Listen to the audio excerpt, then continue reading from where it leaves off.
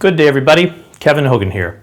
A lot of times people will ask, what are your favorite hypnotic language patterns? Or what hypnotic language pattern should I use?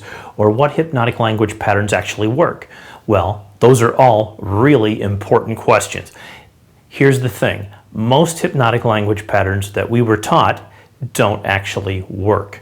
But there are a few. There's actually about 24 that when we did the research back at the school, there were about 24 of the 300 that we tested out that actually were effective in causing people to comply and to do certain things.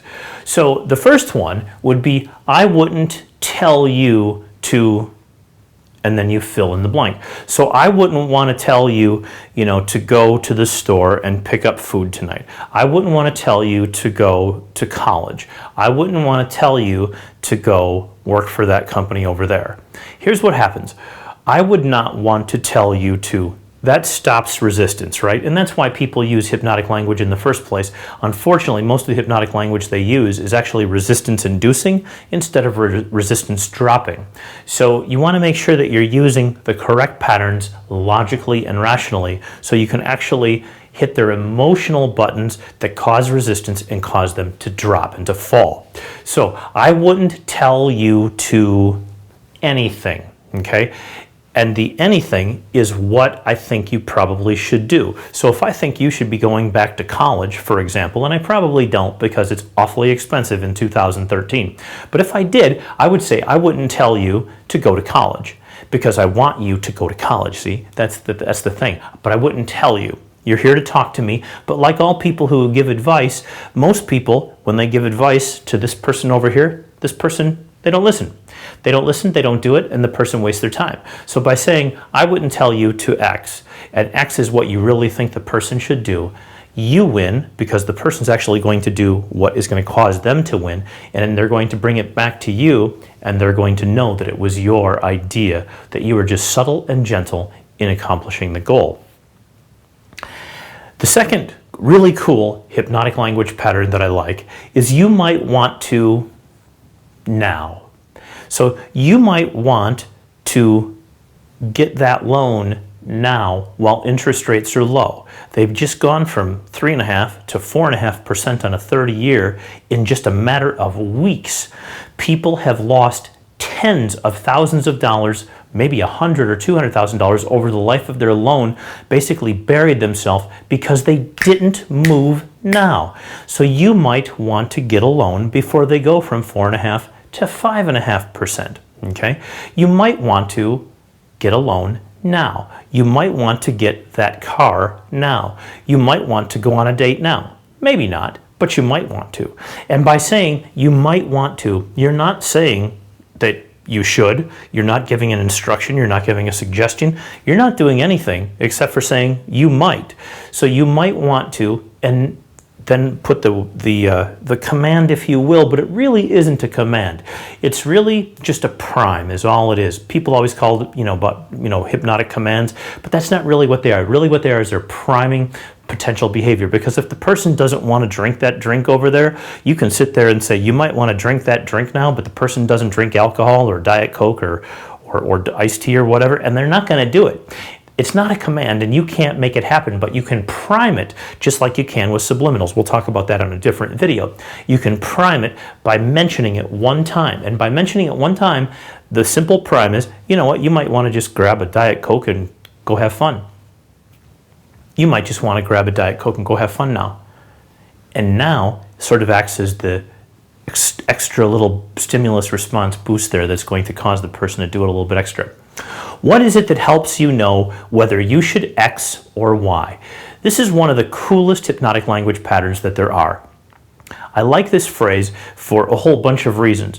One of the reasons I like it is it's a question, and so it causes people to think. It causes people to come out of emotion and to come out of lizard behavior of stimulus response and being comfortable and familiar with what they do and dealing with things by fear-based activities to thinking. Okay, and as soon as a person is triggered into consciousness, and people really aren't in consciousness very often, but if you can trigger a person into consciousness and actually wake them up, you could say, what is it that helps you know whether you should X or Y? What is it that helps you know whether you should go out with me or that guy over there? How would you know anyway? You know, and that's how you would ask it. What is it that helps you know whether you should do business with me or go hire that guru over there? What helps you to know if you should buy my book or their book? What helps you know whether you should hire me to work at your company or someone else? Right? Okay? And so by pulling people out of stimulus response mode, which is where resistance and reactance occur, you cause people to think. And when you cause people to think, you usually give people two choices. If you start giving people too many choices, they'll fall right back into emotional lizard-like behavior. They won't think, they'll go right back inside of their shell, and they will have no capacity whatsoever. You must give people options of A or B, X or Y, when you're going to use this hypnotic language pattern. Next one. You don't have to. People love this, by the way. Okay, you don't have to, and then you're going to fill in the blank here now. Now, here's the thing. You don't have to is exactly what everybody wants to hear, because they'll tell you, I don't have to do that if I don't want to. I'm not going to buy that. I'm not going to agree with that. You can't tell me what to do. And so instead of them telling you, you take the words right out of their mouth and you put them right there. And you simply say, you don't have to decide right now. And what does that do? It essentially causes the person to say, that's what I want. Okay? You don't have to decide now. Okay? This is what it is. This is the it right here. You don't have to buy the car now. You don't have to pick your school now. You don't have to decide what house to buy now. Whatever it is, though, whatever you're hoping that this person will do, what you want to prime their behavior that you actually would like them to do, you can't command it, but you can prime it. You can put it right there in your hand. You don't have to decide now. And that now is beautiful because it says new car now, house now, loan now, real estate agent now, go out with me now, whichever of the things that you're interested in doing. You don't have to now, right? Fill it in. Cool? Okay. Why is it that some people see it and most people don't? This is one of my favorite conceptual thinking patterns I like people to exist within. I want people, A, to know that I respect them. I want people to know that they have capacity, that they have the ability to think, okay? That they don't necessarily operate on emotion or lizard-like commands from their brain all day long. And by saying something like this, by what is it or why is it that some people see things or see it and most people don't?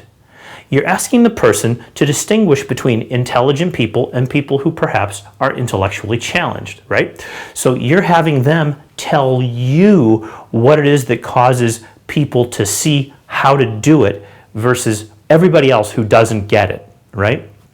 And by doing that, the person now tells you precisely what they want and how it's going to happen. This is beautiful, saves days, weeks, months, years off of any negotiation process, anything in life, okay? Why is it that some people see it and most people don't? And this takes that person out of being a most person and puts them into you. They see it. Some people see it, not very many, but you do. What is it that makes some smart people, people who are really intelligent, see it, the it, okay, that you want them to go home with, whether it's you, your product, your service, your idea, right? Why is it some people see it and most just don't? And finally, I don't know if deciding now to buy this or not is a good idea, or I don't know if buying this now is absolutely necessary, or I don't know if this is the best thing to do for sure.